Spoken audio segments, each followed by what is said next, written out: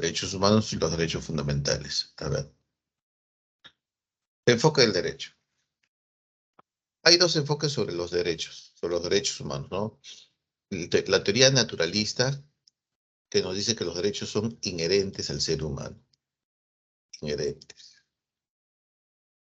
Inherentes. Inseparables. Indesligables.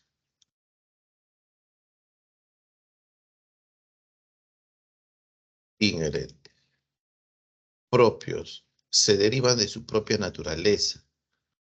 Obedecen a su condición del ser humano.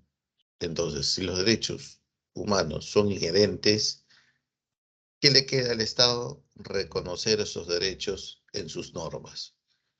Entonces, desde el punto de vista de la teoría naturalista, lo primero es el derecho humano.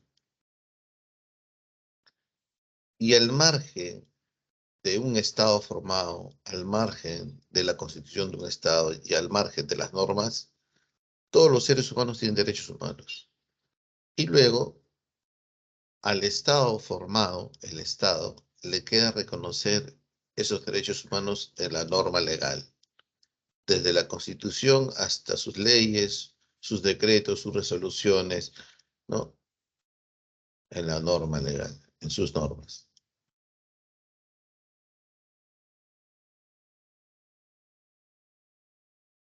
O sea, los derechos humanos son anteriores a las normas jurídicas.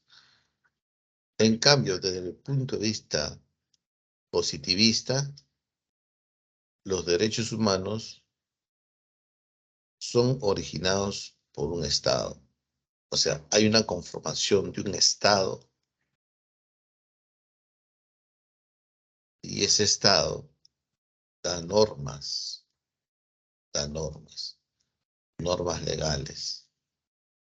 Y esas normas legales reconocen al individuo los derechos humanos. Dos enfoques del derecho, de los derechos humanos.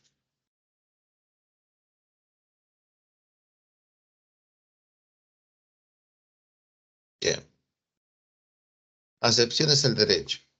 Hay un derecho objetivo y hay un derecho subjetivo. Hay un ruido que se está filtrando ahí.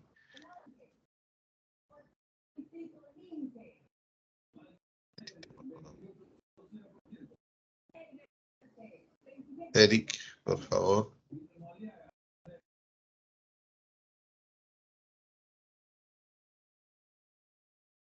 Ya está. Derechos negativos, eso sí no había visto, ¿no? Hay derechos objetivos y derechos subjetivos. El derecho objetivo,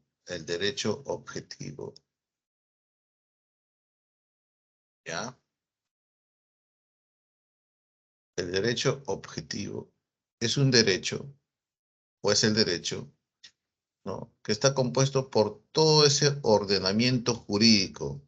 Entonces, esta pirámide que estoy dibujando se llama la pirámide de Kelsen. Y esa pirámide Kelsen, que lo vamos a ver en normas jurídicas, es un tema que viene en el 16, 17, 18, 18, 19. De aquí a esta semana, la siguiente semana. Nos dice que la norma más importante es la Constitución Política del Perú. Luego sigue la ley. Luego sigue los decretos. Luego sigue las resoluciones.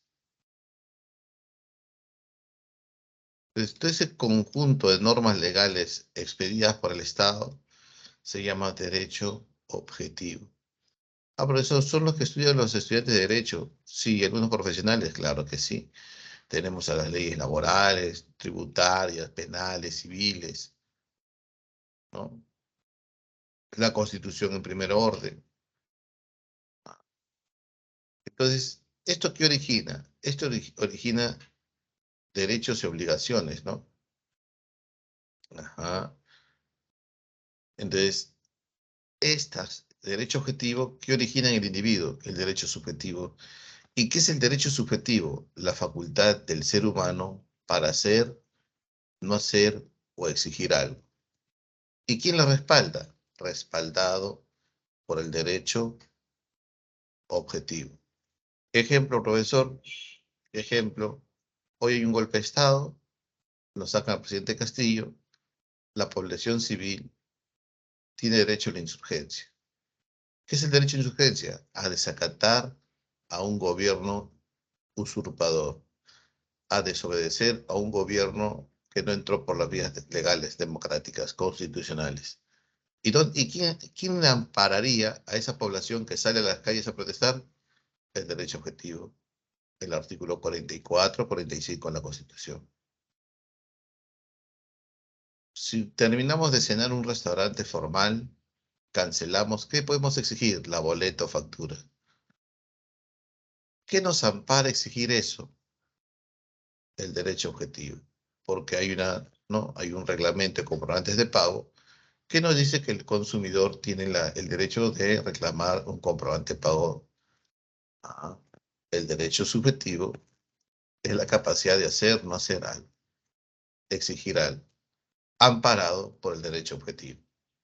Muy bien, ¿hasta aquí alguna pregunta?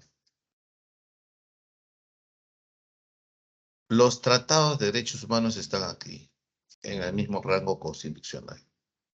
La Constitución Política del Perú, y aquí están todos los tratados de derechos humanos, en el rango constitucional. Eso lo vamos a hacer más adelante. Muy bien, ¿hasta aquí alguna pregunta? ¿Preguntas?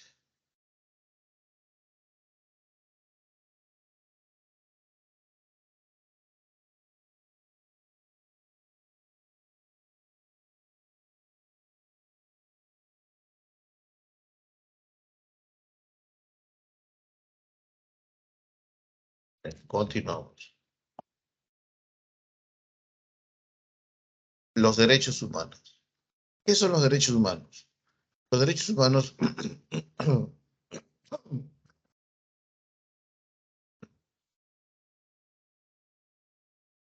los derechos humanos son un conjunto de normas que garantizan, protejan la dignidad. Artículo 1 de la Constitución. Artículo 1 de la Constitución, ¿qué nos dice?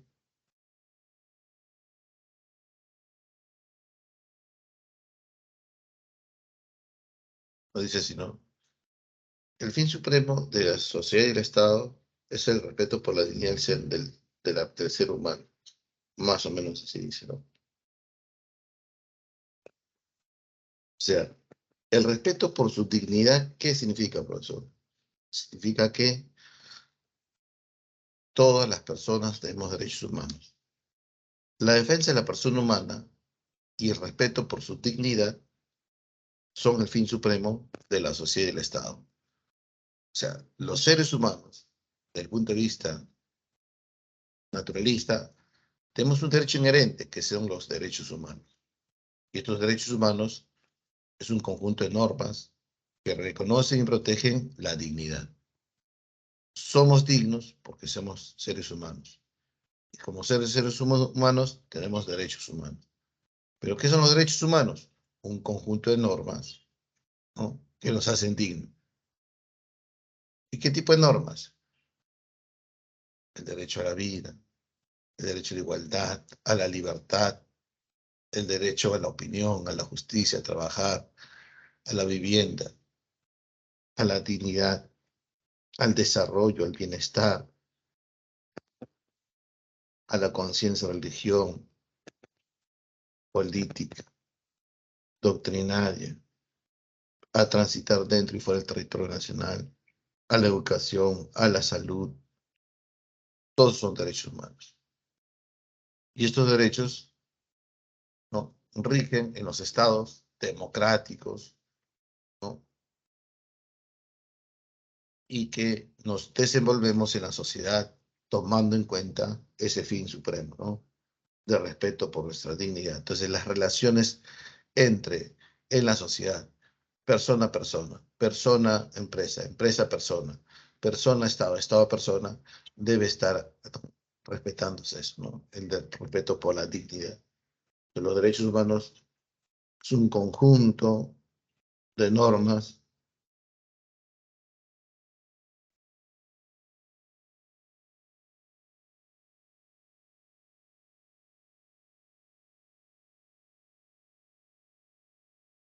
que garantizan la dignidad.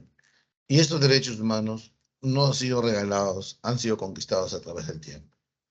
¿Cuáles son sus características? Uno, perdón, son inherentes. Profesor, ¿qué significa que sean inherentes? Se deriva de su propia naturaleza, ¿ve?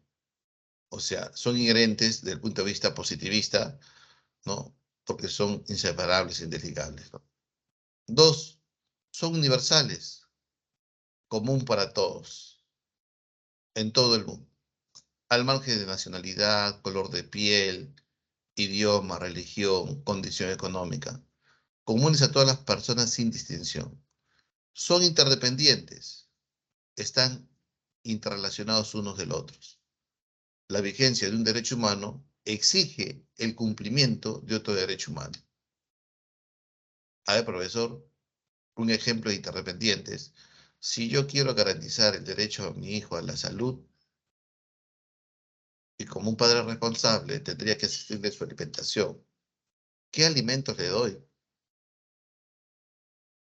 A chistris, piqueos. ¿Cómo sé que esa leche le hace daño?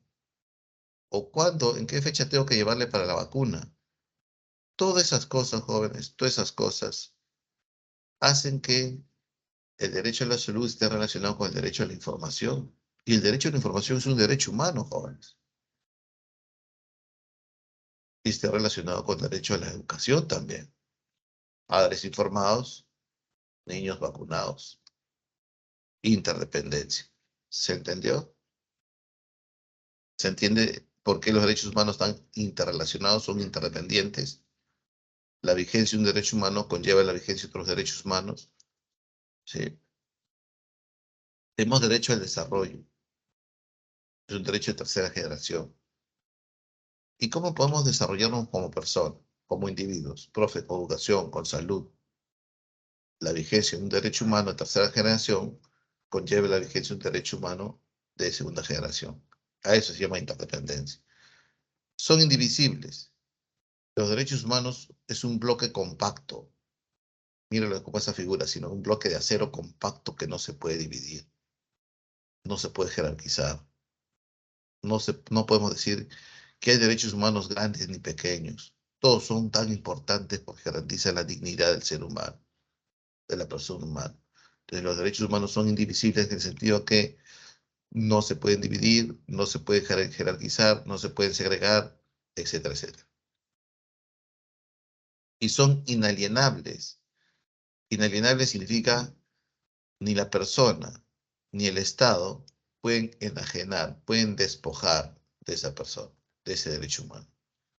Cuando decimos no, que el territorio de las comunidades campesinas y nativas es un patrimonio inalienable, significa que el Estado no los puede expropiar,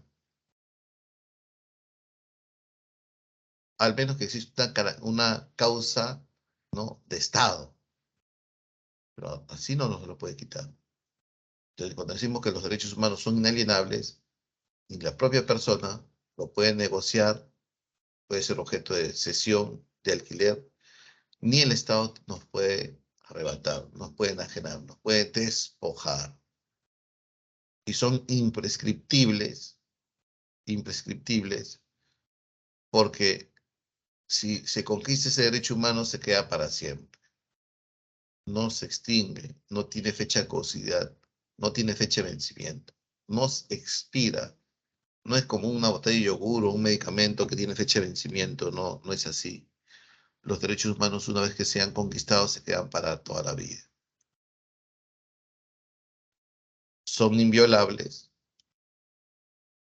no pueden ser vulnerados, profesor, pero no pueden ser vulnerados, pues se vulnera, sí, pero recibir una sanción muy drástica, ¿no? Y son incondicionales porque están sujetos a sus lineamientos y procedimientos que determinan los límites de sus propios derechos. sea, al decir que es incondicional, no, no se puede, no se puede condicionar el cumplimiento de los derechos humanos. Ah, tú quieres derecho a la vida, vota por ti.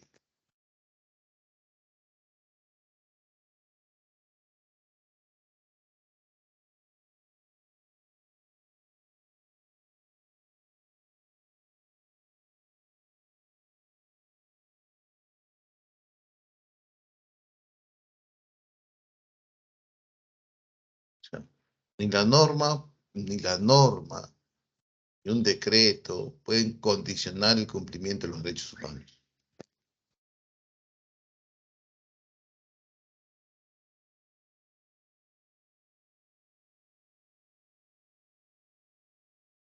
Ni por razón de Estado, profesor, no. Ni por razón de Estado, tampoco. Los derechos humanos son incondicionales. Bien, hasta aquí alguna pregunta. Mm, ya.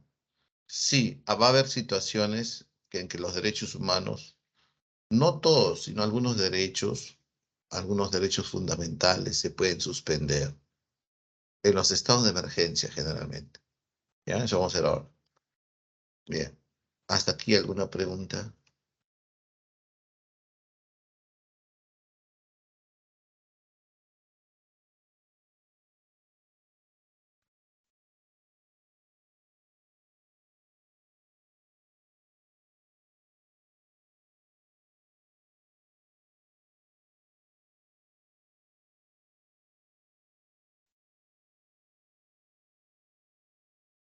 Todo bien, todo bien. Inherente, inseparable, indesligable, propios, porque como somos seres humanos, ya está, ¿no? De forma inmediata ese derecho humano.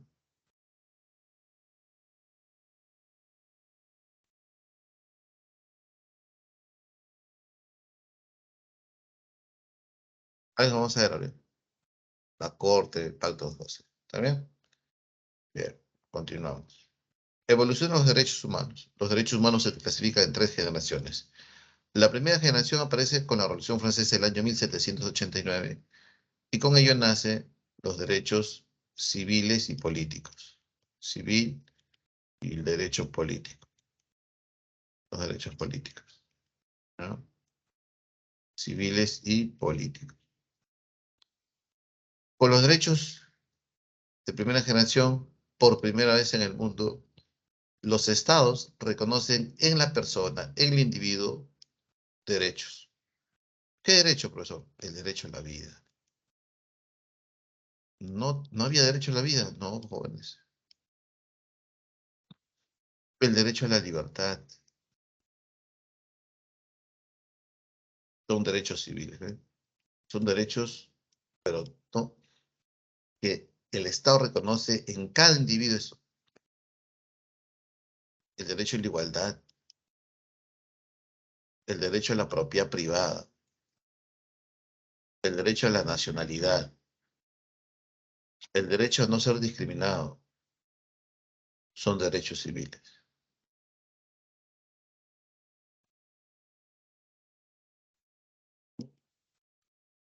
Esos derechos humanos de primera generación nacen gracias a la Revolución Francesa.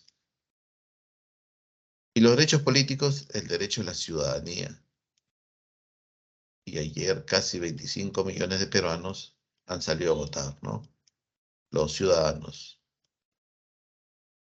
claro, los que están comprendidos entre 18 hasta 70 años, 24.800.000 personas.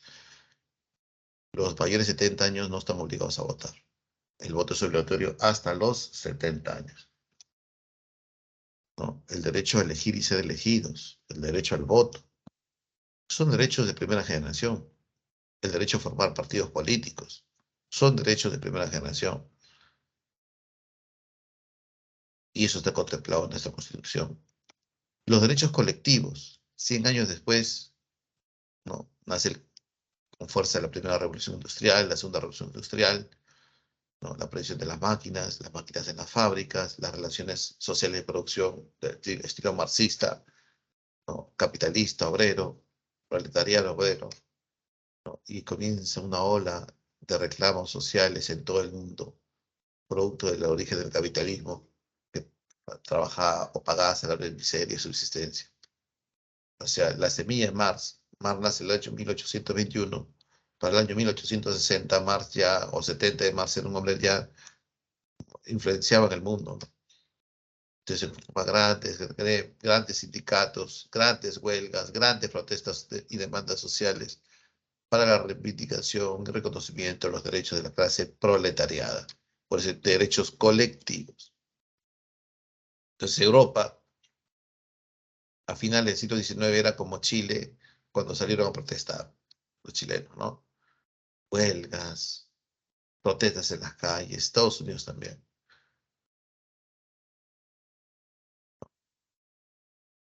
Y eso tuvo un resultado. El Estado por primera vez reconoce a esta colectividad que reclamó los derechos económicos, los derechos sociales y los derechos culturales. No se preocupen que eso está en el siguiente PPT.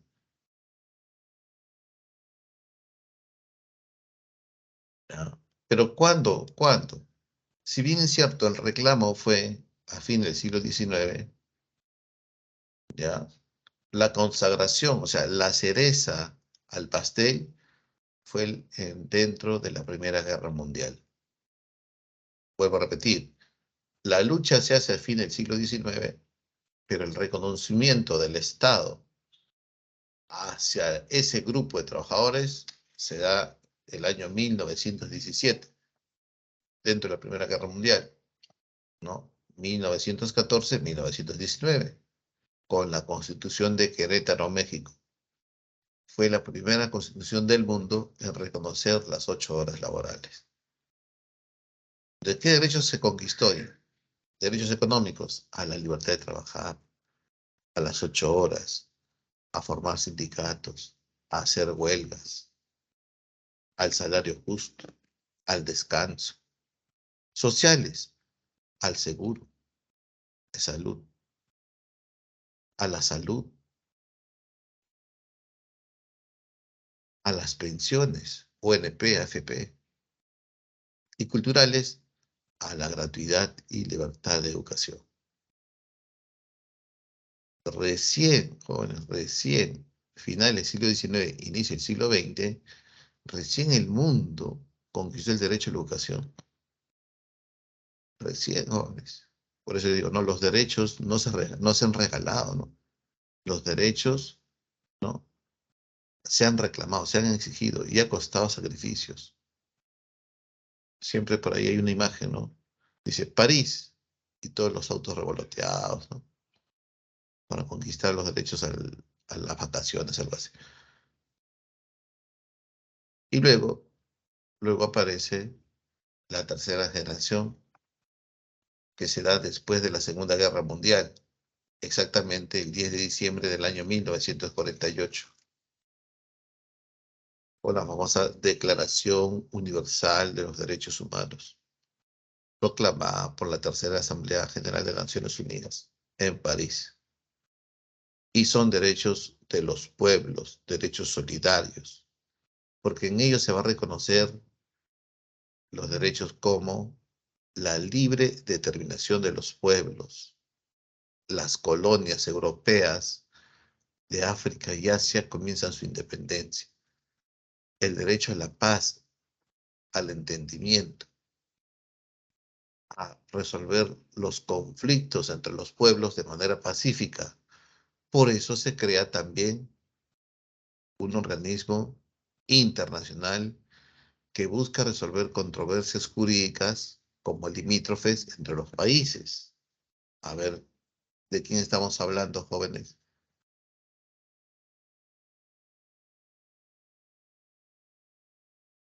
Ajá. ¿Cómo se llama el organismo financiero internacional?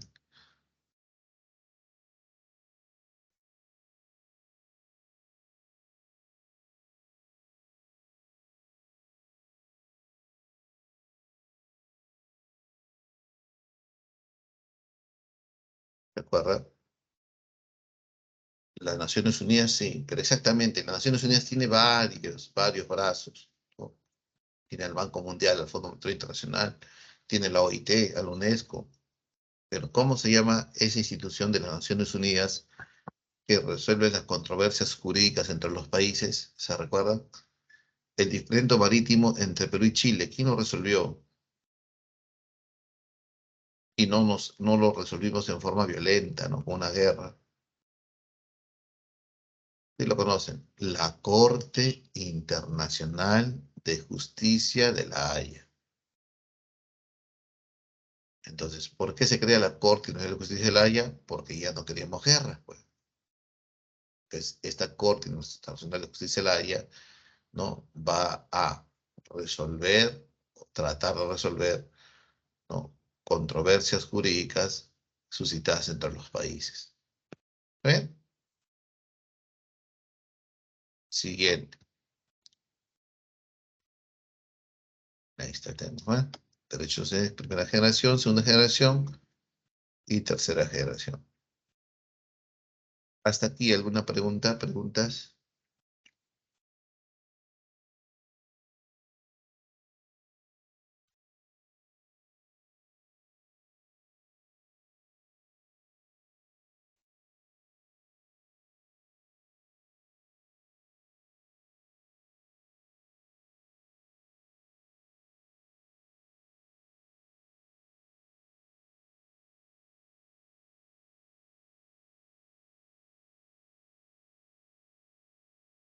El derecho, bueno, yo no soy abogado, ¿no? Pero es lo mismo, me dicen libertad individual que libertad personal.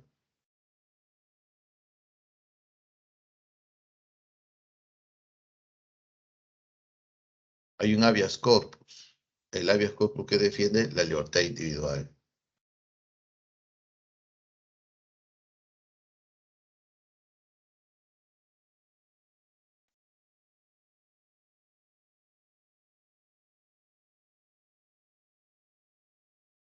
Yo lo veo como libertad individual de cada persona, libertad personal es un poco más amplio, más genérico. Algunas libertades personales se van a suspender con el estado de emergencia. Bien, continuamos. Instrumentos jurídicos internacionales que protegen los derechos humanos. Como los derechos humanos son tan importantes, no solamente están en la Carta Magna de la Constitución, en el artículo 1, 2 y 3, derechos fundamentales, 4, 5, 6, 7, 8, 9, 10, derechos constitucionales.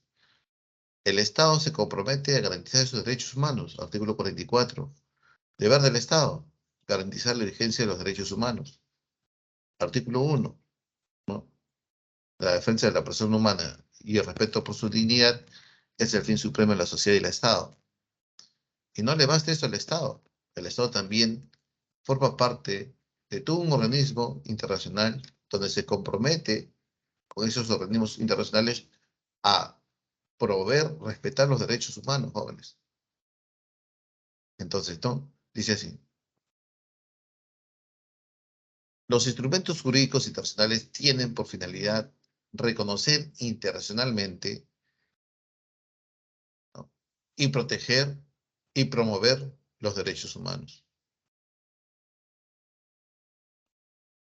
¿Ya? ¿Y quién es el instrumento más importante de derechos humanos? La Carta Internacional de los Derechos Humanos. Conocido también como el Pacto de Nueva York, el Pacto de Nueva York, del año 1966, en plena Guerra Fría. Y ese pacto, conocido como la Carta Internacional de Derechos Humanos, es el documento más importante de derechos humanos en la actualidad. Este pacto es el resultado de una sumatoria de tres pactos.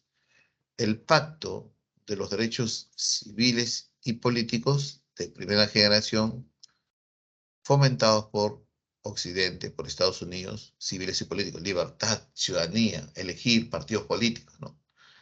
El Pacto de Derechos económicos, sociales y culturales, derecho al trabajo 8 horas, sindicatos, huelga, salud, educación, la URSS. Y la famosa Declaración Universal de los Derechos Humanos, proclamada por las Naciones Unidas en el año 1948, y que el Perú se suscribe el año 1959. Esa Declaración Universal de los Derechos Humanos tiene 30 artículos, jóvenes, que es necesario leerlos, y tienen que leerlos, jóvenes. Y más o menos es idéntico, no es idéntico, es parecido a los primeros artículos de la Constitución. 1, 2, 3, 4. Algo parecido es, ¿ya? Y tienen que leerlo porque ha venido ya 2 veces examen de admisión sobre los 30 artículos. ¿Ya?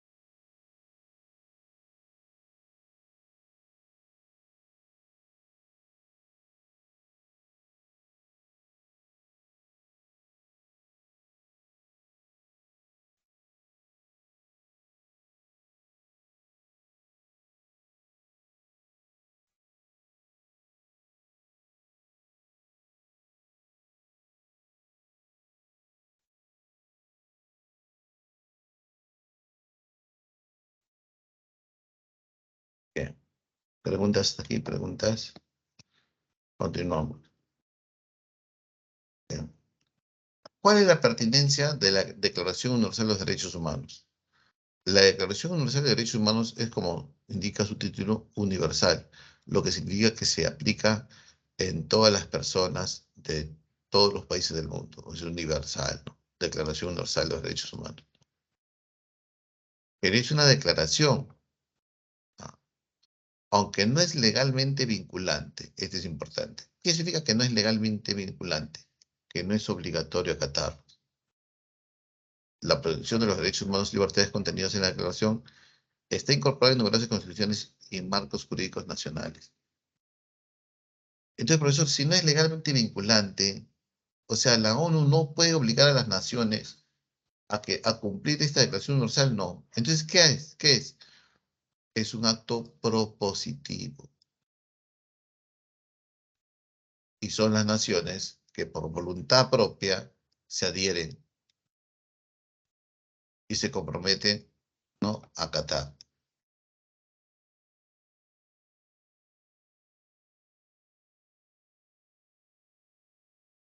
¿Se entendió? Esto ha sido pregunta de examen de admisión. La protección de los derechos y libertades contenidos en la Declaración está incorporada en numerosas constituciones y marcos jurídicos nacionales, sí, porque voluntariamente las naciones independientes, los gobiernos democráticos, se han ido incorporando. ¿No? 1948, Perú 1959. 11 años después, claro, pues estaba la dictadura de Odría, ¿no? La declaración también ha sido la base para a partir por lo cual se han desarrollado abundantes tratados de derechos humanos legalmente vinculantes. Ah, ¿ves? Es una base donde luego ha venido tratados de derechos humanos legalmente vinculantes, como por ejemplo el Pacto de San José de Costa Rica, más conocido como la Convención Interamericana de Derechos Humanos, del año 69. Y se ha convertido en una referencia clara para las normas universales de derechos humanos, que deben promoverse y protegerse en todos los países. O como por ejemplo el año de 1989, la famosa Declaración Universal de los Derechos del Niño. Ese sí tiene carácter vinculante, joder, a nivel mundial. La Declaración Universal de los Derechos Humanos sigue sirviendo como base para las leyes y normas nacionales e internacionales. para organizaciones como Amnistía, comprometidas con la protección de los derechos humanos. Se entendió que es un acto propositivo y que es un carácter vinculante.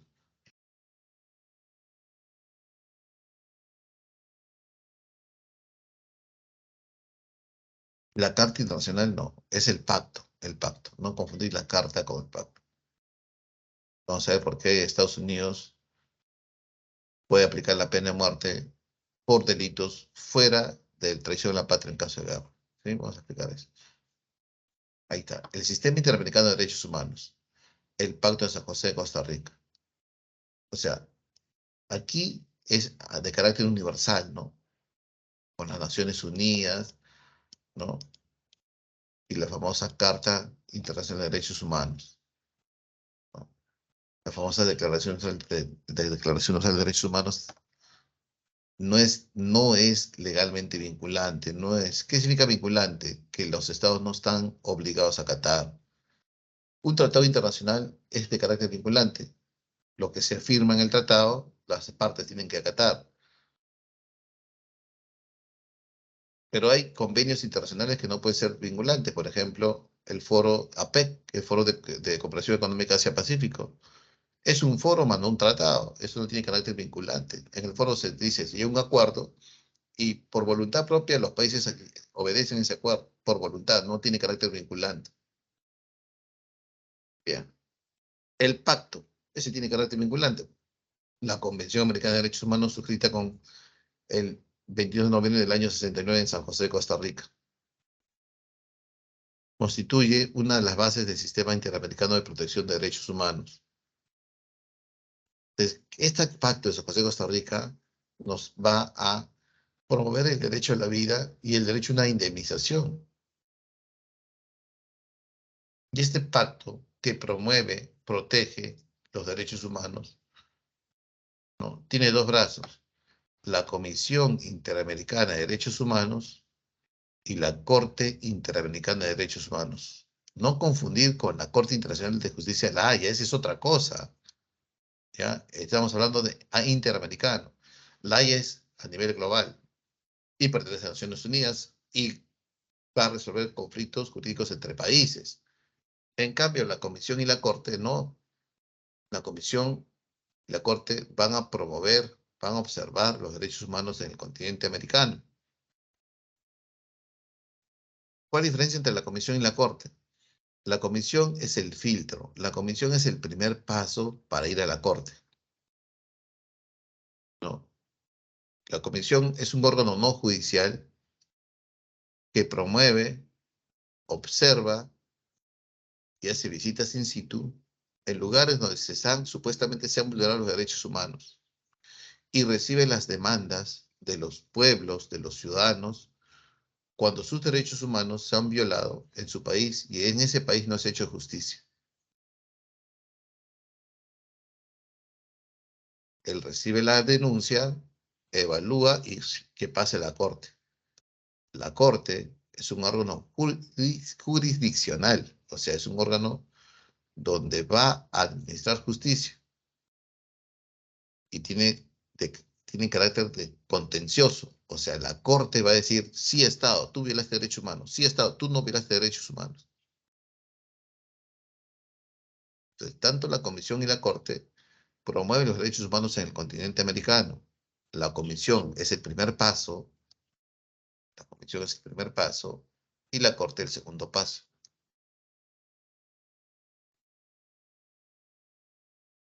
La Comisión observa y promueve los derechos humanos y la Corte examina y sentencia. Y la sentencia de la Corte es inapelable y tiene carácter vinculante. Es contencioso porque dice, tú eres el culpable. Pero también es consultivo porque también los estados le consultan a la Corte. Oye, lo que estoy haciendo es legalmente dentro de los tratados de derechos humanos, como por ejemplo cuando se le dio indulto a Fujimori. ¿Te acuerdas que a Fujimori le dieron un habeas corpus hace un año, creo, antes de Castillo, ¿no? Y se preguntaron, ¿no? Oye, ¿y eso es legalmente? Se le hizo una consulta a la Corte y la Corte dijo, no, no se le puede dar un habeas corpus. Y el Estado se corrigió. Ese carácter consultivo también. Muy bien. Ahora, profesor, ¿cómo es esto? O sea, si bien es cierto, ¿cuándo interviene la comisión? Cuando una persona, un grupo de personas, ¿no? Hay un Estado que ha vulnerado su derecho humano. ¿Cómo se resuelve? Se dice que se tiene que resolver dentro del propio país. Entonces la persona tendría que hacer una demanda judicial al Estado. ¿Dónde? En el Poder Judicial. Pero el Poder Judicial tiene jerarquías, claro. Tengo que agotar hasta la Corte Suprema. Ir a mi caso hasta la Corte Suprema. Si la Corte Suprema no me ha hecho justicia y ha fallado a favor del Estado, yo ya no puedo apelar más porque es la máxima instancia del Poder Judicial. Entonces, allí yo voy a la comisión y presento mi demanda, mi denuncia. La comisión evalúa el caso, me dice, hay indicios que pasa a la corte, en la corte se hace el juicio, ¿no? Ya es Costa Rica, ya, donde el representante del Estado van, la persona que ha sido vulnerada o sus familiares van y se arma el juicio. La sentencia de la corte tiene carácter vinculante, ¿no? Y es inapelable. Puede declarar inocente al Estado, ¿no? O a las entidades del Estado, o puede declarar culpable. Y si es culpable el Estado, entonces le exige una indemnización a la parte afectada. Profesor, o sea, que tengo que agotar la Corte Suprema, sí. Profesor, pero ¿qué pasaría? Y ahí están las dos excepciones. ¿Cuándo yo puedo ir a la comisión? ¿Puedo ir a la comisión? ¿Cuándo yo puedo ir a la comisión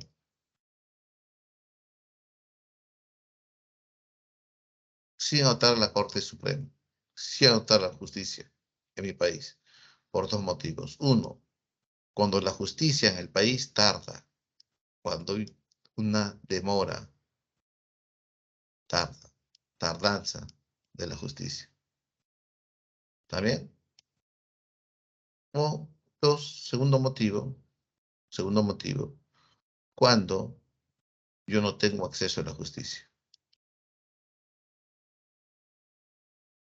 porque de repente no tengo los medios suficientes, porque vive un pueblo alejado, etcétera, etcétera. Cuando económicamente no tengo acceso a la justicia. Allí yo puedo ir a la comisión a hacer mi denuncia. Muy bien. ¿Preguntas, jóvenes? ¿Preguntas?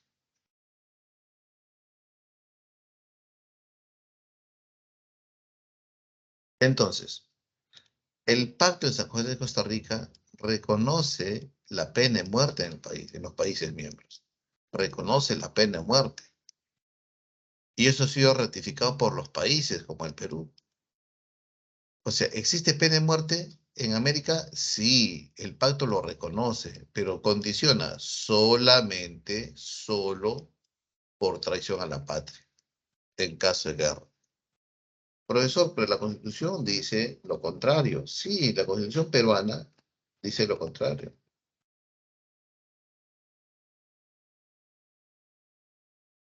La Constitución dice lo contrario.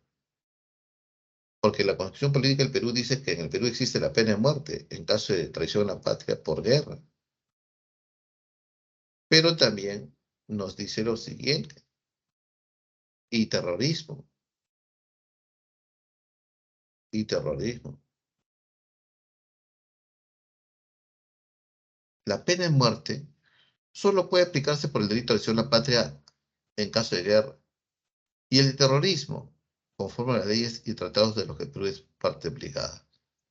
Ah, profesor, entonces como el Perú es obligado a un tratado, y ese tratado solamente reconoce a los países de América la pena de muerte en caso de guerra externa, por traición a la patria, el terrorismo difícil de aplicarse, difícil de aplicarse. Profesor, pero ¿por qué Estados Unidos no aplica la pena de muerte a otros delitos que no es traición a la patria en caso de guerra? Porque Estados Unidos no ratificó el pacto, joven. Ya, bien. Hasta aquí alguna pregunta.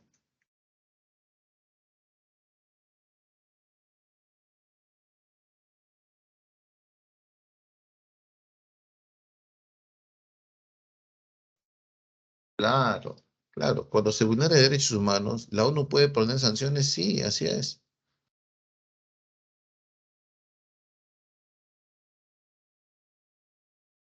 Por eso hay un Consejo de Seguridad de las Naciones Unidas.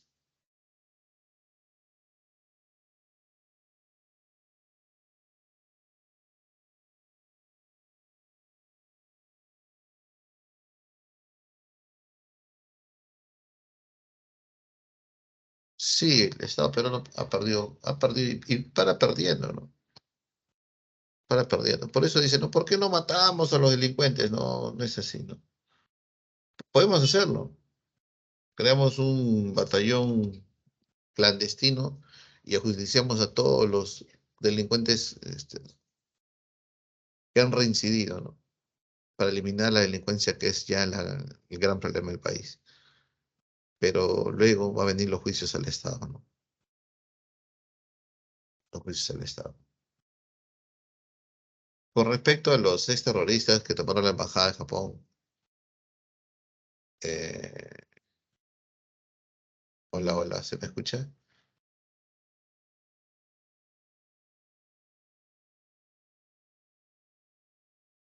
Los derechos se van conquistando, conquistando. Estamos en tercera generación, pero se dice que va a ocurrir con el tiempo una cuarta generación, que hoy no son derechos, pero más adelante serán derechos.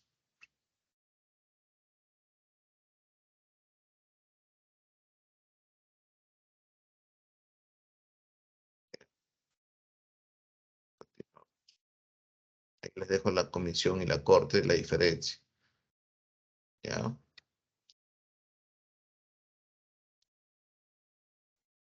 Olvidar esto.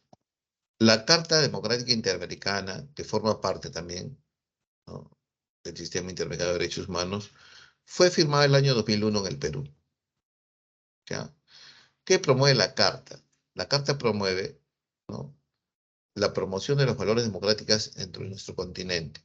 O sea, promueve la democracia participativa. Entonces, si en algún país de América se vulnerase la democracia, y por democracia se debe entender el respeto a los derechos humanos, la independencia de los poderes del Estado, el respeto de un Estado de Derecho, ¿no? Entonces, si es que algún país quebrase esas condiciones de la democracia, ¿no?, se le puede aplicar la Carta Democrática Interamericana. O sea, los gobernantes se comprometieron a respetar la democracia, dice, ¿no? Dice, ¿no? Es político porque es un compromiso de los gobernantes. Es histórico porque recoge los aportes de la Carta de la OEA. En lo sociológico, expresa la demanda de los pueblos.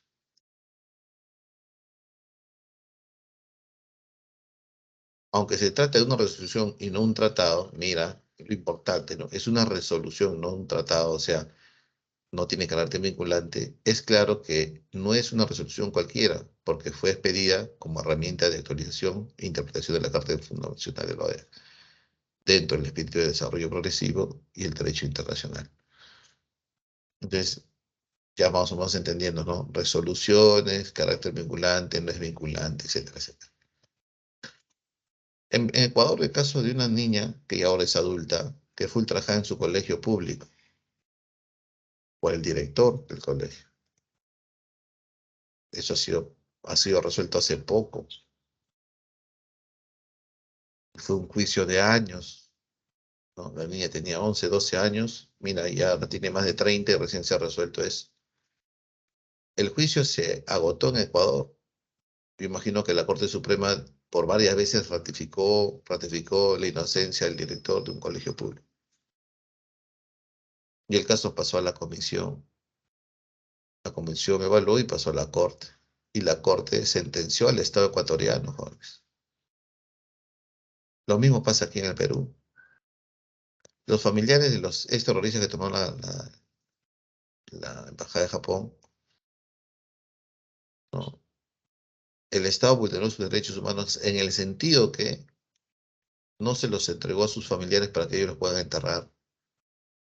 Se los enterró como NN. Entonces ahí se está vulnerando un derecho fundamental de los familiares, no de los terroristas, de los familiares. Y eso pasó al juicio, al Poder Judicial. El Poder Judicial dijo, no, no tienen derecho. Pues se fueron a la comisión, luego a la corte, y luego la corte perdió el Estado peruano. Y recuérdense, cuando hay problemas, cuando hay violación de derechos humanos, Estado, ciudadano, Estado, persona, Estado, pueblo, ahí está el pacto. Su comisión y su corte.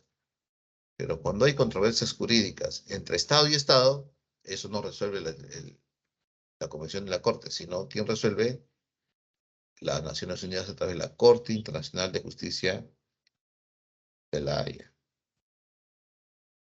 Bien, ¿alguna pregunta?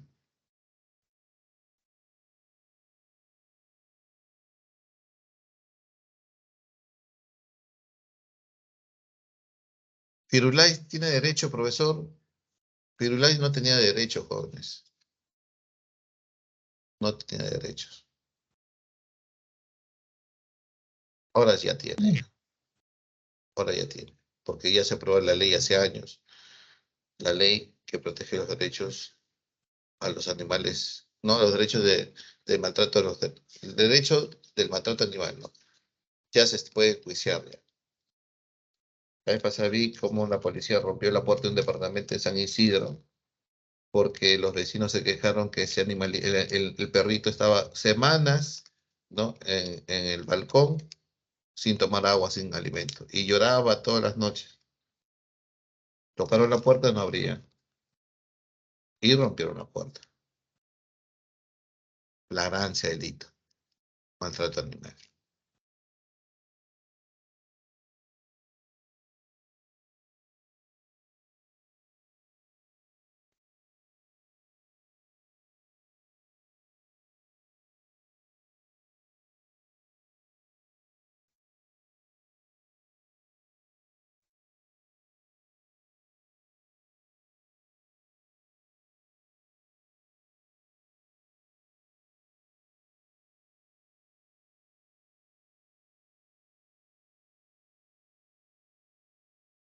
Ahora, continuamos ya.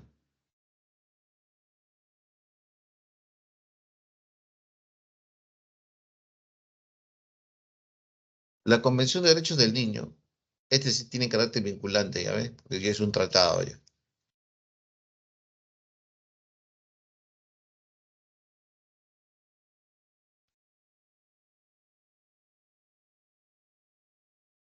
Tiene cuatro principios fundamentales: la no discriminación,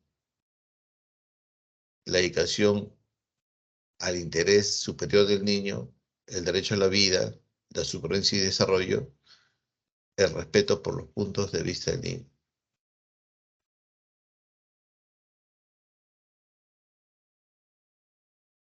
Eso, pues, todos los seres humanos tenemos derecho a la no discriminación, ¿no? El niño también.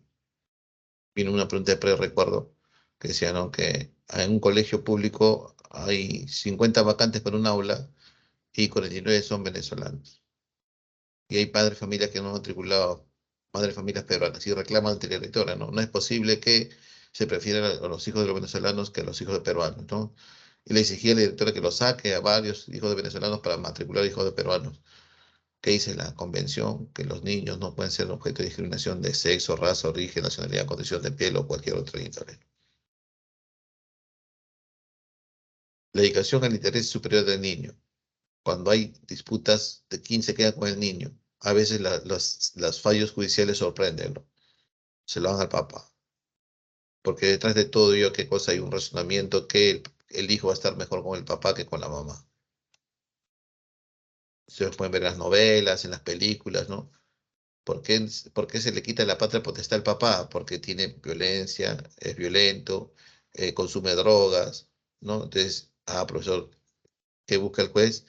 La dedicación al interés superior del niño, el derecho a la vida, supervivencia y desarrollo y el respeto por los puntos de vista, ¿no? Eso también es importante, ¿no, profesor? Sí. Bien, leer, leer el artículo 1, 2 y 3 de la Constitución. Esa es la tarea. Y leer, la segunda tarea es leer los 30 artículos de la Declaración Universal de los Derechos Humanos. El artículo 2 de la Constitución, pero ya hay un tiempito todavía que podemos hablar para más o menos que te enteres, ¿no? ¿Qué hay en el artículo 2 de la Constitución? Especialmente el 2, porque es el más largo de todos, ¿ya? El artículo 2 es el más extenso de todos los artículos. Dice así: toda persona tiene derecho a la vida, a su identidad, a su integridad moral, psíquica y física, a su libre desarrollo y bienestar. El concebido es sujeto de derecho y todo cuanto le favorece. El concebido es el que está en la barriguita todavía, ¿no? Toda persona tiene derecho a la igualdad ante la ley. Nadie debe ser discriminado por motivo de origen, raza, sexo, idioma, religión, opinión, condición económica o de cualquier otra índole. Toda persona tiene derecho a la libertad de conciencia. O sea, tienes derecho a creer en Alá o en Buda. Y religión, rezarle a la Virgen de Guadalupe o a Santa Rosita. En forma individual o asociada. No hay persecución por razón de ideas o creencias. O sea, porque tú estás barbón o eres pescadito, nadie te va a perseguir. No hay delito de opinión. El ejercicio público de toda convención religiosa es libre, siempre que no ofenda la moral, ni las buenas costumbres, ni el orden público. O sea, tú puedes, ¿no?, hacer una imagen del sol y crear tu religión del Tahuantinsuyo y adorar el sol en tu sala. Y es libre, jóvenes. Más no, tú no puedes sacar un macetero de marihuana y rezarle todos los sábados y compartir del macetero a tus feligreses. No se puede hacer eso, ¿no? Por obvias razones, ¿no, profesor? Sí. Muy bien. 4. A las libertades de información, opinión, expresión y difusión del pensamiento mediante la palabra oral o escrita. A solicitar información de cualquier entidad del Estado. Toda persona tiene derecho al secreto bancario y la reserva tributaria. Y esta es una reforma de este año, jóvenes. El levantamiento se puede efectuar por el juez, el fiscal de la nación. O sea, ¿quién puede levantar el secreto bancario y la reserva tributaria? El juez, el fiscal de la nación, una comisión investigadora del Congreso. Así lo decía antes. Ahora este año se ha puesto más. Si se trata de un funcionario o servidor público, lo hace el Contralor General de la República. Y si se trata sobre el lavado de activos, lo puede hacer la SBS. ¿Ya? Tenemos derecho al honor y la buena reputación, a la intimidad personal y familiar, así como la voz y la imagen propias. Toda persona afectada por afirmaciones inexactas o agraviada en cualquier medio de comunicación social tiene derecho a que éste se rectifique de forma gratuita. El caso de Porquis, ¿no?, lo ha denunciado. Ahora, si un medio de comunicación hace suponer que la persona, el joven que entró en Cafarma, asaltó o fue el soplón, ¿no?, y fue inexacta esa afirmación, la persona agravada tiene derecho a que el medio de comunicación se rectifique sin que en ello, ¿no?, uno pueda evitar demandarlo. A la persona, a la libertad de creación intelectual, artística, técnica, científica, así como la propiedad sobre dichas creaciones y a su producto. Por eso el claim de copies, ¿ves? El Estado propicia el acceso a la cultura y fomenta su desarrollo y difusión. A la inviolabilidad de domicilio. El secreto de la inviolabilidad de las comunicaciones, documentos privados y las comunicaciones, telecomunicaciones. A elegir el lugar de residencia y transitar dentro y fuera del territorio nacional. A reunirse pacíficamente sin armas. A la asociación. A trabajar libremente. A la propiedad y la herencia. Y así. Todo eso tienes que leer. A la legítima defensa. A la libertad de seguridad personal. En consecuencia, nadie está obligado a hacer lo que la ley no manda, ni impedido lo que ella lo prohíbe, no prohíbe. No se permite de forma alguna la restricción de la libertad personal, salvo en los casos previstos por la ley. Están prohibidas la esclavitud, la servidumbre y la trata de seres humanos en cualquiera de sus formas. No hay prisión por deudas. Este principio no limita el mandato judicial por incumplimiento de los deberes alimentarios. Le debes al banco de crédito, no le pagas, no te puede meter preso. Pero si no le pasas la mantención a tu hijo menor de edad, vas y preso. Nadie será procesado ni condenado por un acto o omisión que al tiempo de cometerse no esté previamente calificado en la ley.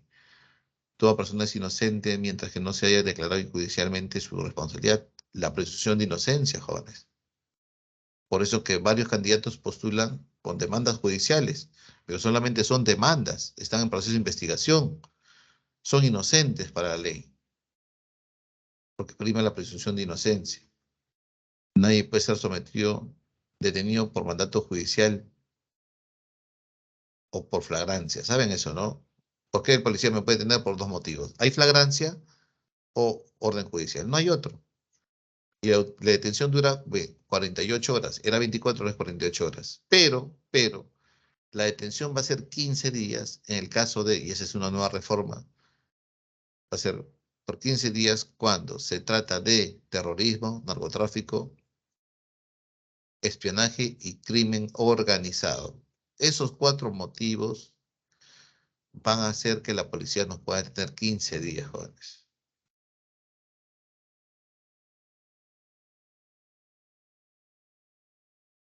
Nadie puede ser incomunicado, sino que se intime sale para el esclarecimiento del delito. Si somos detenidos, siempre en cada comisaría hay un número, un celular, ¿no? especial para que las personas detenidas se comuniquen con alguien, el familiar, el abogado, etcétera, etcétera. Es un derecho constitucional. Si no te dan, estarían violando un derecho fundamental y hay una sanción penal al policía. La autoridad está obligada, bajo responsabilidad, a señalar sin dilación y por escrito el lugar donde se halle la persona detenida. Nadie debe ser víctima de violencia moral, psíquica o física, ni sometido a torturas o a tratos humanos o humillantes. Cualquiera puede pedir de inmediato el examen médico de la persona agraviada o de aquella imposibilitada de recurrir por sí misma a la autoridad. Carecen de valor las declaraciones obtenidas por la violencia. Quien la emplea incurre en responsabilidad. Bien, jóvenes. Pregunta, por favor. Profesor, ¿qué diferencia me dice entre las garantías, no? Las garantías,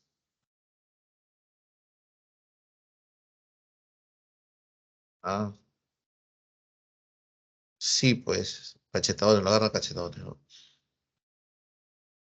Pero son cariños, ¿no? Es que tienes que bajarlo así el delincuente, porque el delincuente es bravo, jóvenes, ¿no?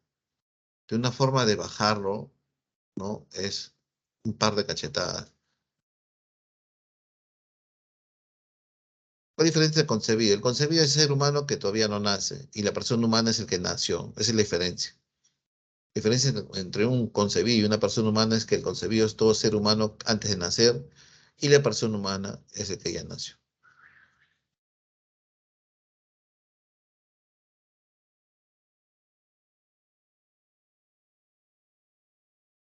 No, el concebido tiene solamente derechos nada más. La persona natural ya tendría, pues ya nació, ya tiene derechos y cuando pase el tiempo tendrá obligaciones, ¿no?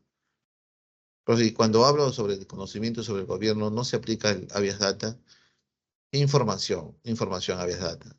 El concebido no puede ejercer sus derechos directamente, lo hace mediante representantes. No, el concebido tiene derecho a la vida, a la protección. Y cuando nace, ya derecho a su identidad, ¿ves?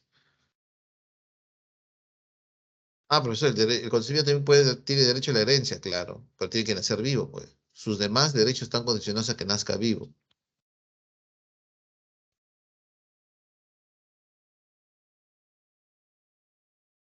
Bien, hay otra, pero creo que me hicieron de había garantías. Ya. En estado de emergencia se van a suspender tres derechos fundamentales del artículo 2 de la Constitución. Uno, el estado de emergencia se está en el artículo 137 de la Constitución como régimen de excepción. El régimen de excepción sigue en dos, estado de emergencia y estado de sitio. Voy a hablar de estado de emergencia. El estado de emergencia se puede declarar por decreto supremo, presidente de la República, en todo o parte del territorio nacional por dos motivos. Por perturbación de la paz o desastre natural. Siguiente. Se declara por 60 días. y se puede prorrogar por 60 días más y así.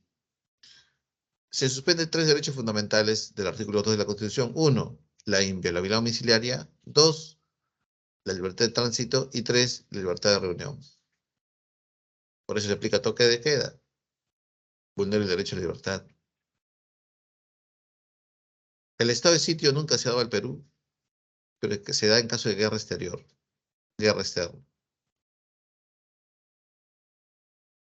¿Y cuáles son las obligaciones de quién? El concebido no tiene obligaciones, jóvenes.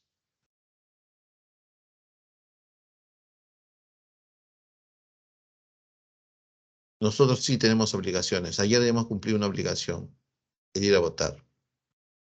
El voto es obligatorio. Es un derecho y una obligación. Muy bien, jóvenes. Entonces, vamos a buscar el examen. Vamos a buscar el examen. ¿Dónde estás? Y me confirman, ¿ya? Tengo un dolor de garganta tremendo, joder.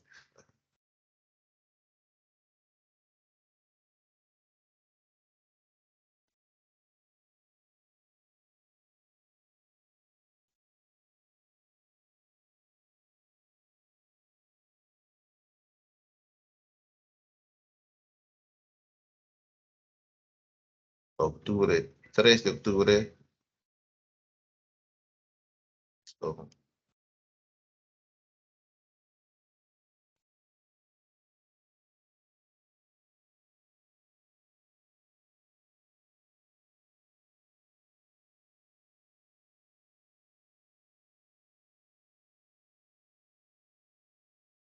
bien, ya el examen está activo. ¿Quién lanza la dirección, por favor?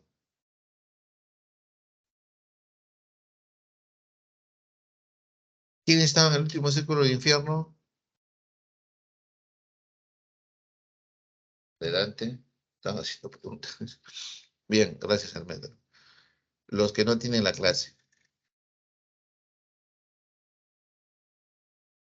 No, si están viendo el sujeto de derecho, ¿no? Ya, les digo que esos temas no vienen, jóvenes, ¿ya? La capacidad de goce, eso es lo que todos tenemos. Respirar, disfrutar, lo que hacemos desde el nacimiento. La capacidad de ejercicio, cuando somos ciudadanos. Ayer hemos ejercido capacidad de ejercicio, cuando ya eres plenamente responsable de tus actos y obligaciones. La ciudadanía, 18 años. Capacidad de ejercicio. Bien, tenemos 10 minutitos, marquemos por favor.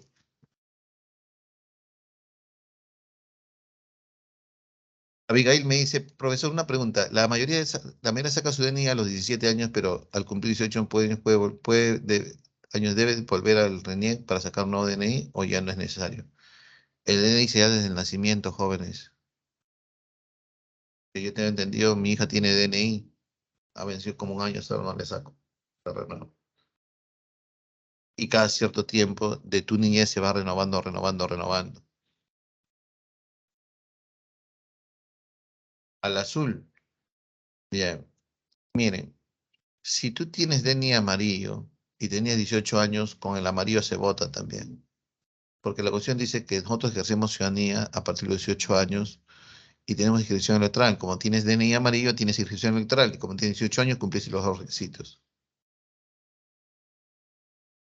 Ahora, la mayoría tiene DNI azul a los 17, sí, así es. Pero no te da la ciudadanía. El color no te da la ciudadanía. Quien te da la ciudadanía es la edad, 18 años.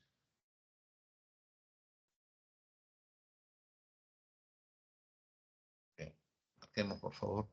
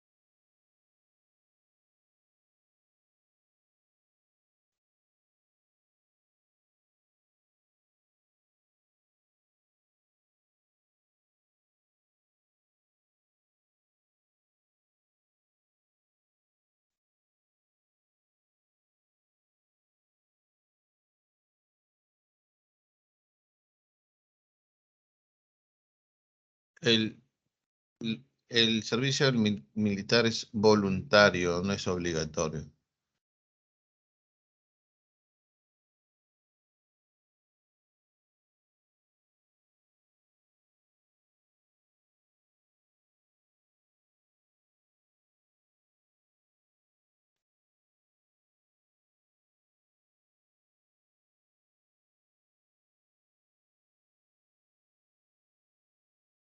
Así, Matías, votaste con Denis Amarillo. Ah, ¿ya ves? Así es. Porque ya cumplís los dos requisitos, pues. 18 años, inscripción electoral.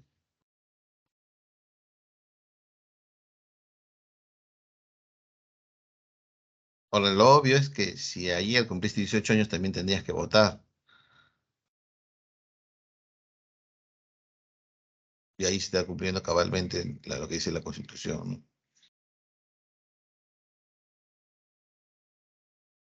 Y parece que tenemos nuevo alcalde, ¿no? Eso es todo, amigos, ¿no? Eh, el amigo Porky el Rey. Sí, ya parece que ya va a ser el alcalde.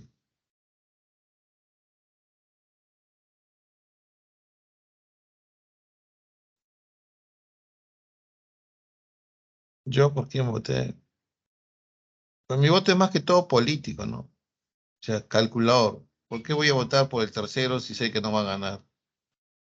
¿Por qué voy a votar por el cuarto, quinto? Entre Porky y Urresti era la pelea, bueno, ya tenían la encuesta el jueves, que los dos tenían 25,2, creo, del grupo Apoyo. Entonces yo decidí por Urresti, aunque el voto, mira, hay un derecho fundamental también, que nadie está obligado a confesar sus convicciones religiosas, políticas, filosóficas. Es un derecho fundamental. Es más, el artículo 31, 32 dice que el voto es secreto, personal, igual, secreto, obligatorio. ¿Por quién votó? El derecho me ampara, ¿no, profesor? Sí, el voto es secreto.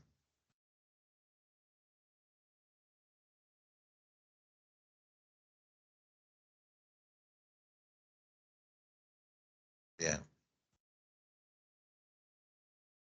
iniciamos.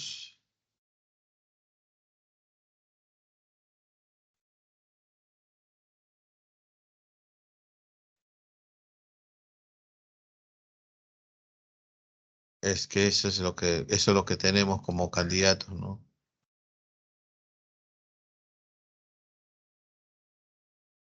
Pero desde el punto de vista del derecho, es inocente hasta que existe una sentencia judicial.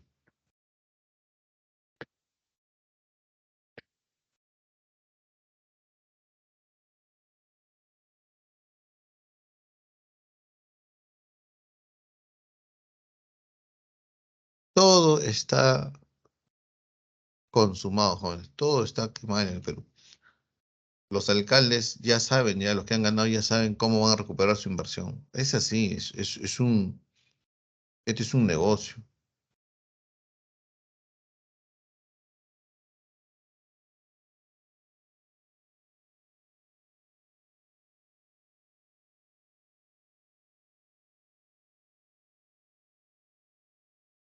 Vamos a ver. En Brasil, Bolsonaro y Lula. Lula que ha estado preso. Esa es Latinoamérica, ¿no? Por eso los europeos no ven así.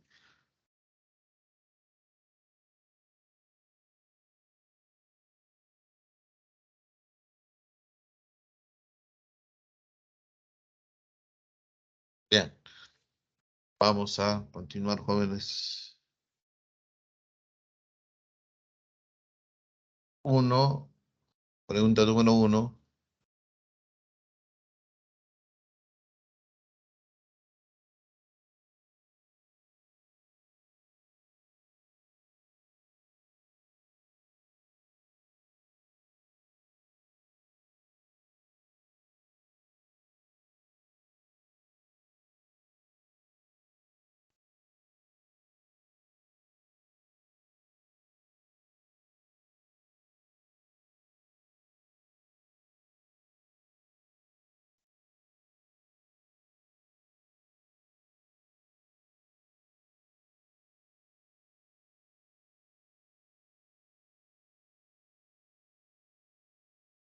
al fin que pueda alcanzar una vida digna, dice, ¿no?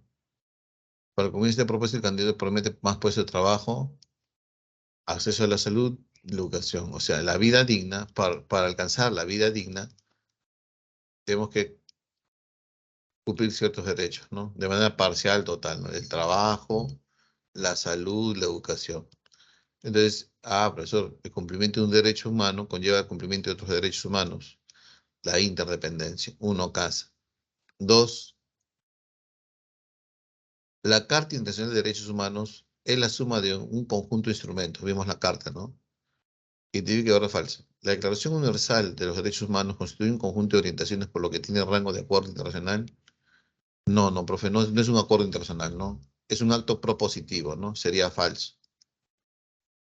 El Pacto de Derechos Económicos, Sociales y Culturales reconoce el derecho de la persona a trabajar libremente, verdadero. Nadie está sometido a esclavitud, servidumbre y ejecutar trabajos forzosos contemplados en el Pacto de Derechos Civiles y Políticos. El derecho a la libertad, ¿sí o no? Sí, ¿no, profesor? Sí.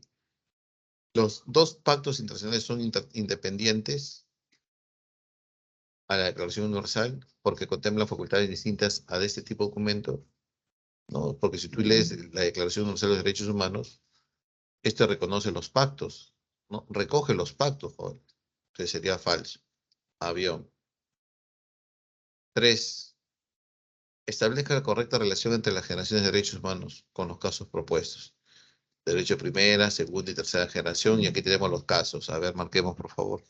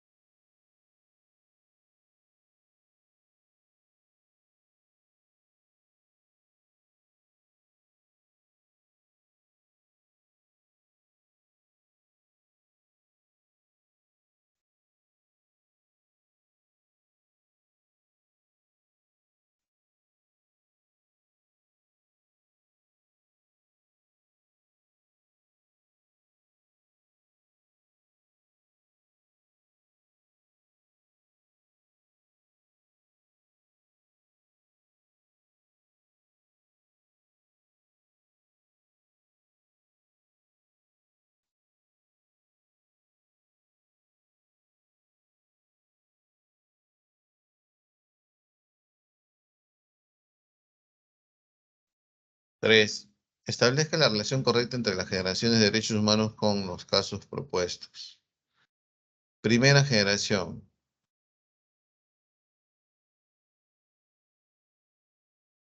Yo podría relacionar uno con Beso porque los jóvenes están protestando contra las pruebas de derecho de la ciudadanía, ¿no? Segunda, derecho a la salud. Y tercera, el derecho a la solidaridad. Uno Beso, dos casa, tres avión. Casa. En una familia, los padres comunican a sus hijos que realizarán un viaje. Uno de los niños pregunta si puede elegir el lugar. El padre le responde con un grito que no, porque es decisión absoluta y exclusiva de ellos.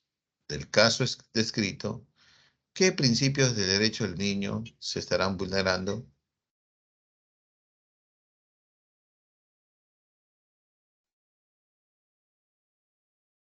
A la participación, ¿no? Esta sí. Pues no lo va a matar uno, ¿no? A la supervivencia será o al interés superior del niño. Uno y 3, ¿no? Avión. Bien. Pregunta número 5.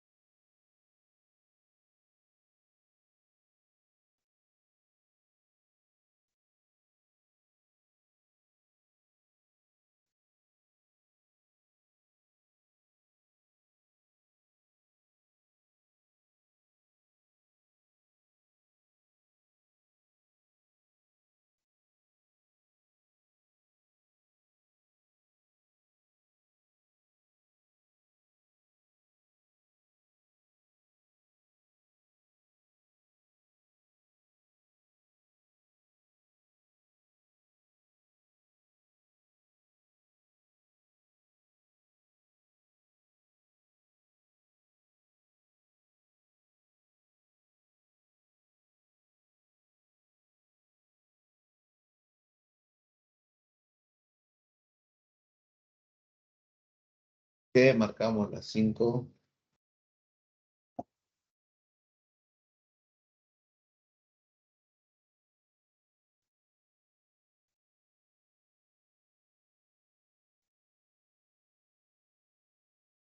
Casa, ¿no? Porque la detención es 15 días por terrorismo, narcotráfico, espionaje y pertenecer a una banda criminal o al crimen organizado, ¿no? Muy bien, ¿no? La policía puede tenerlo por 15 días, ¿no? Bien. 6 y 7.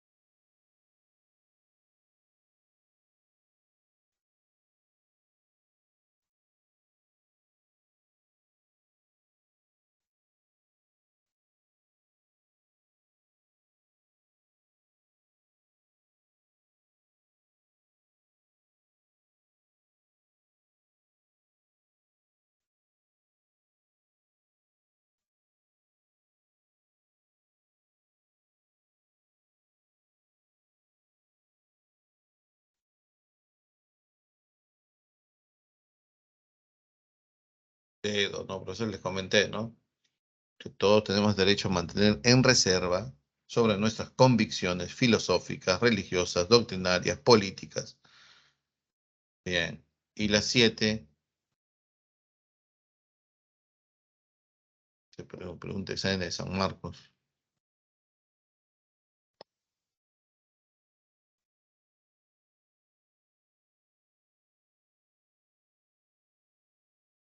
Ajá, muy bien, ¿no? A la comisión primero, ¿no? A la comisión. Profe, ¿por qué no a la corte? Porque la corte resuelve problemas entre con países nada más.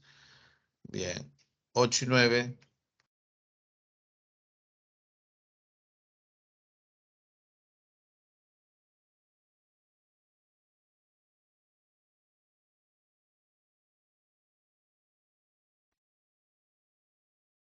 Ocho y 9.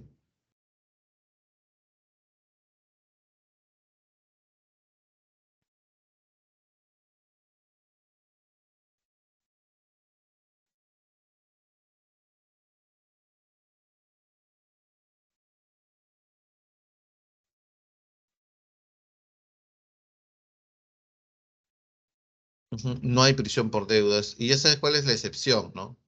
Excepto cuando dejo de pasar a mi guambrío, ¿no? Su pensión alimenticia. Y la 9, se ha vulnerado el derecho a no ser discriminado, ¿no? ¿Ves? 10 y 11.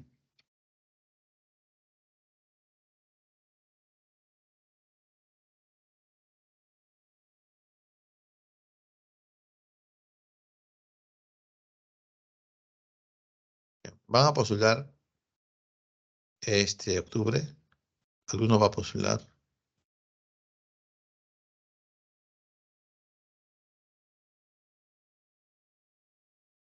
Bien, Carol.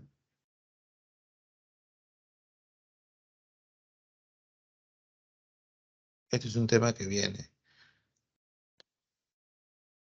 Diversidad, vino el último examen bastante, pregunta de diversidad. Al afirmar que el metropolitano es un sistema de transporte necesario en Lima, un pasajero ejerce su derecho a opinión, ¿no? Y marca la tarea correcta derechos sociales y económicos. Sociales, salud, educación también es social, pero en nuestra constitución, porque en la constitución peruana no hay derechos culturales, sino la educación es un derecho social. Económicos, trabajo, sindicatos, salarios justos, ¿no? Si esto es social, social y social, ¿no? Uno, tres y cinco. Beso. Bien, jóvenes. Y con beso estaríamos terminando la clase de hoy, ¿ya? Nos estaremos viendo en la siguiente semana.